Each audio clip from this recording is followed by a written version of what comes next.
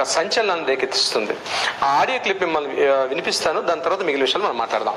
বন্ধুরা, আমি বলছি, এত কষ্ট হচ্ছে ভিতরে যে হসপিটালে বসে থাকতে পারছি না। আমাদের সব ডাক্তাররা সবাই খুব ডিস্টার্বড। আজকে তো ওপিডি বন্ধ রাখা হয়েছে।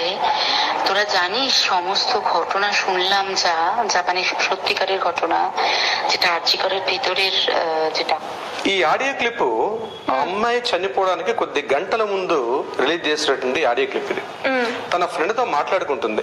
ఈ కాలేజీలో జరుగుతున్న దుర్మార్గం ఏం జరుగుతుంది, ఈ కాలేజీలో కొన్ని అక్రమాలు జరుగుతున్నాయి, ఈ కాలేజీ ప్రిన్సిపాల్ హెడ్ ఎవరైతే సందీప్ ఘోష్ ఉన్నారో అతను లంచగొండి స్టూడెంట్స్ దగ్గర ఫీజుల రూపంలో కొంత మనీని వసూలు చేస్తున్నాడు, ఈ కాలేజీ ప్రిన్సిపాల్ రాజకీయ సంబంధాలు బాగా ఎక్కువగా ఉన్నాయి కాబట్టి ఇతన్ని ఎదిరించడం చాలా కష్టం, ఈ కాలేజ్ జరగకూడని చాలా అనర్థాలు జరుగుతున్నాయని ఆ అమ్మాయి స్పష్టంగా తన ఫ్రెండ్ తో మాట్లాడుతున్నటువంటి ఆడియో క్లిప్ అన్నది ఇతను రిలీజ్ అయింది.